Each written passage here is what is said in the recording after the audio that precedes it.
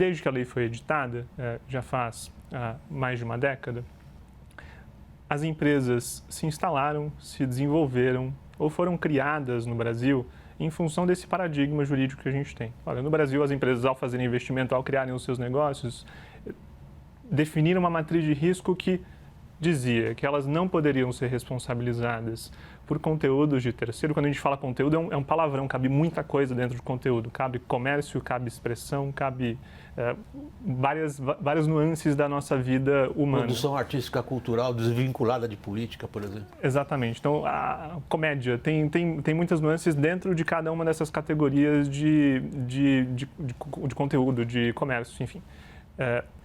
Então, nós temos ao longo do período um espaço no qual as empresas se desenvolveram e os negócios foram consolidados a partir dessa matriz.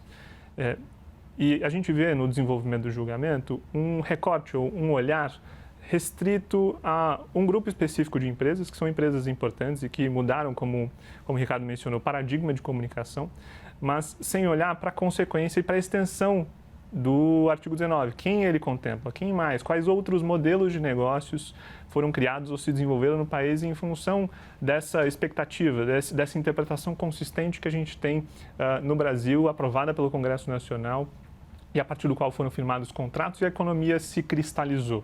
Então, não foi discutido no Congresso Nacional à toa, é um processo complexo, com muitas nuances, é uma questão que muitos países, inclusive, optaram por não regular. A gente tem paradigmas regulatórios na Europa, a Europa optou por adotar uma legislação chamada GSA, os Estados Unidos não implementou nenhuma legislação, o Japão não implementou, então existe como se fosse um marketplace de legislações e os países tomaram as suas respectivas decisões olhando para os seus negócios, seguindo, sobretudo, uma metodologia de tomada de decisão, porque muito embora a gente, às vezes, fique concentrado nas discussões de vamos regular, não vamos regular, a pergunta é como, quais evidências empíricas nós temos, quais são os paradigmas internacionais que existem a respeito desse assunto, quais foram as consequências das leis que foram implementadas nos outros países. Então, existe um processo que, uma vez implementado, permite que a qualidade empírica aumente e a racionalidade na tomada de decisão também aumente. Então, a gente tenha, de alguma forma, uma árvore decisória que nos diga, se seguirmos por esse caminho, essa é a consequência. Se seguirmos por esse caminho, aquela é a consequência. De forma que a gente tome uma decisão racional e ciente das consequências.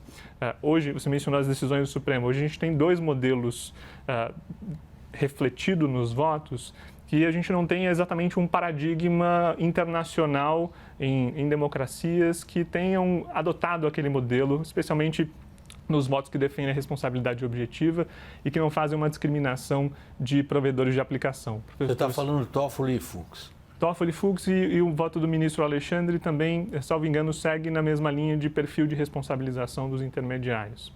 Então, a gente tem ali na mesa algumas variáveis, algumas vertentes de voto que podem trazer consequências diferentes. Então, o nosso papel é avaliar o que temos à mesa, quais são as escolhas que nós podemos tomar e quais são as consequências dessas escolhas. A gente já tem algum nível de consolidação, tanto nas decisões quanto no debate público, acerca de seria legítimo que se implementasse algum nível de regulação. Tem países que fizeram de determinadas formas, tem países que não fizeram. Mas, como você mencionou, o perigo mora nos detalhes. Existe uma granularidade maior para a gente avaliar e aprofundar na discussão para que a gente tome uma decisão consciente sobre quais são as consequências de cada modelo de voto.